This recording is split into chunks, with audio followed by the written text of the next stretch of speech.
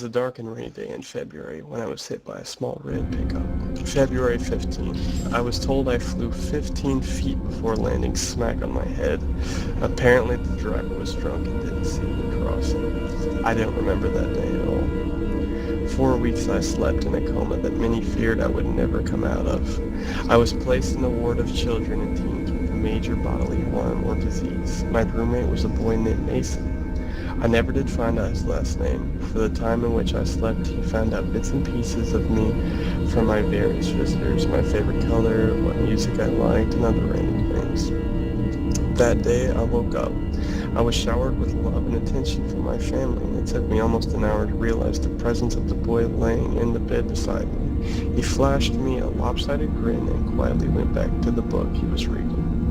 Eventually, I was left in peace, and after about 20 minutes of mental debate, I spoke up and asked him his name.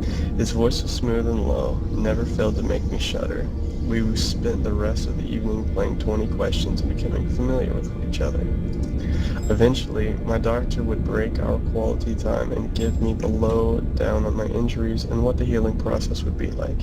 He told me that when I was hit, not only did I give myself a nasty concussion, but my legs were also broken and my oh so gracefully landing. They said I had a 60% chance of ever walking again. We became close instantaneously. The nurses would laugh and say we already looked like an old married couple, bundled up in bed watching whatever soap opera happened to be on television. Mason would just flash me his trademark grin while I blushed and buried my face in his chest. Wait, is it?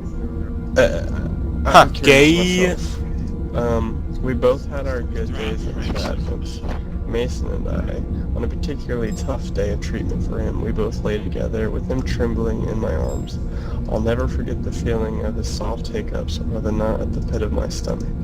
I finally got up my courage and asked him the million-dollar question.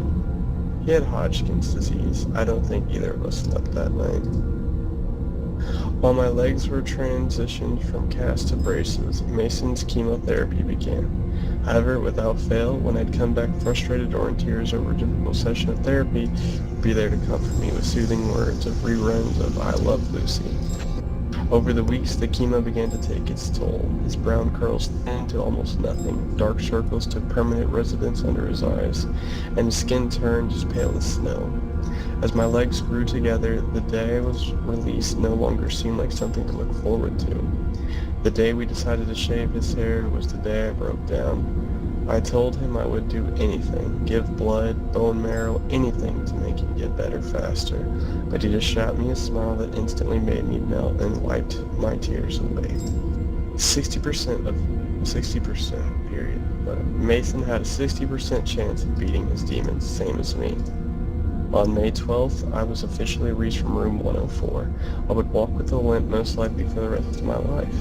Every other day I would visit Mason. Each time I would leave, we would take a picture together. Over the months, I could compare our first picture and our most recent one to see how much he was deteriorating. It was heartbreaking. August 17th was the first time I lost him. Overnight, a high fever had broken out and his heart stopped for 4.5 minutes.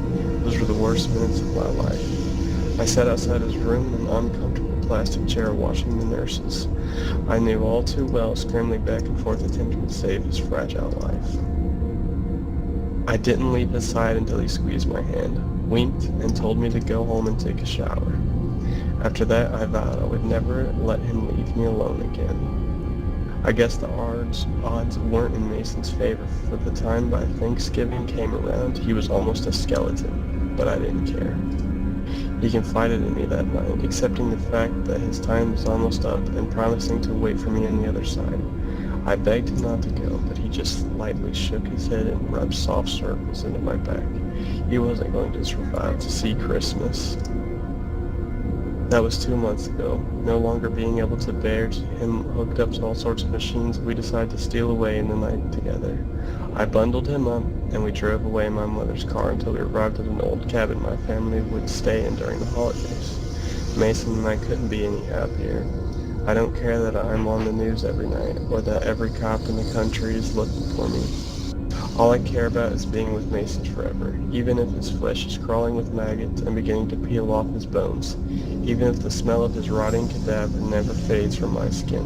His lips are still warm at night, and he often whispers sweet secrets into my ear before we sleep.